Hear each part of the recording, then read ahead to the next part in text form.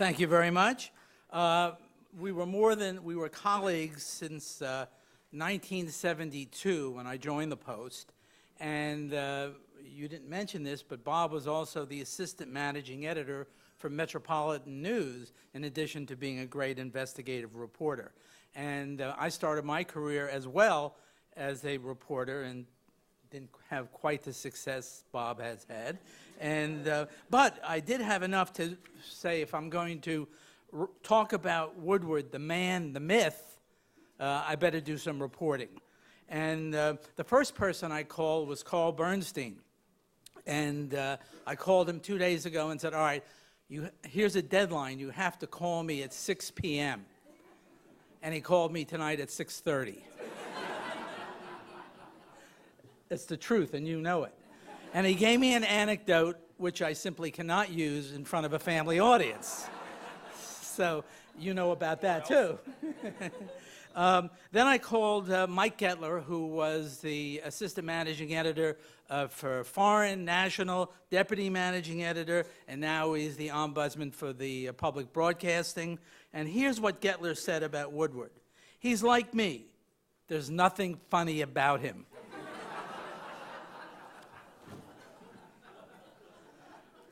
Elsa might agree. Leonard Downey, who worked with Woodward for years and years and years, mostly as his boss, said Bob has an ingratiating way of getting what he wants. And I said, well, what do you mean? Well, he would come into Len's office and start the conversation this way. Len, you're a great editor. And then he got what he wanted. Bob Kaiser, the managing editor for many years at the Post, he said this. Bob fully exploited being Bob Woodward. When Bob Woodward calls and says you need to call him back, you call him back. Wait a minute. Peter Osnos, who's now the president of Public Affairs Publishing, he gave me this enlightened quote. He said, Bob, when Osnos left the Post to take this lofty position with a publishing company, Bob told him what to think about and what to do as a publisher. And Bob said this, you can fake a friendship, and then he said you can fake something else, and I'm not going to repeat that, but you can't fake a book. And to this day, I don't know what he meant on that. Bob does have endearing qualities. One time when we were in San Juan at a senior editor's retreat, Ben Bradley would call pugwash, which is the reason, Marcus, you don't have any money now, because we spent it all then. I played golf with Bob, and to say he was prepared is an understatement. On the third hole, he hit his drive through the window of a neighboring house. And to show how prepared he was, Woodward took out his checkbook and wrote the person a $250 check for the broken window. Another person told me, and this is an interesting way of looking at Bob, that he would play golf at Rock Creek Park before the sun came up and before the starter or cashier ever showed up. So he played 5 years without paying, I'm told, which is the reason for the city's desperate plight. But then there was, when Woodward hit it big, and he did, in the late 70s, early 80s, I don't know how this happened, he bought a sailboat. Modest, it was as big as the QE2. And this sailboat was huge. And Woodward felt that the assistant managing editors were not getting along with each other. We did. We hated each other.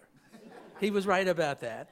And, but he said, well, we ought to go out and bond. And he convinced the editor, Ben Bradley, and Howard Simons this was a really, really good idea. So we show up at I guess it was in the Chesapeake or whatever, place Woodward docked this huge sailboat. And we showed up, and we go out, and, and we're going to have a great time. And all of a sudden, there's no wind. there's a lot of hot air. That's my best line, so if you would, okay, you're not going to get better than that. But no, there's no wind. And we're stuck out in the Chesapeake, and I'm in a bad position because for the quarter, I'm $150,000 over budget, and I just got beat by the Washington Star on a story, and Ben Bradley and Howard Simons are getting bored, and they're starting to look at me. So talk about being in a bad position. There you go. One time, Bob said, we have to have lunch. Now, he doesn't do that often. You know, he just doesn't come out, Catherine, and say, let's have lunch. So he said, let's have lunch. And I go, what does he want to have lunch with me about? You know, he gets on the front page. Sports doesn't get on the front page. You know, we did have a thing where John Feinstein would work with me for 5 months, and I'd get sick of him and con him off to Woodward. And then Woodward would have him for 5 months, and he'd get sick of him, and he'd pawn him off on me. So that was the way that worked, and Feinstein proceeded to write 29 books and become richer than Woodward. So to show he's smarter than both of us. So I figured, well, what does he want to have lunch? So he takes me to lunch, and he says, well, this is between us. I've been told you're not going to succeed Ben Bradley. Well, that's like him telling me you're not going to start Sunday as a tight end for the Redskins. I mean, come on. So, with that, he's been a great colleague, a great friend, and I'll tell you this, no one has ever done it better in our business beside Ben Bradley and Bob Woodward. Thank you.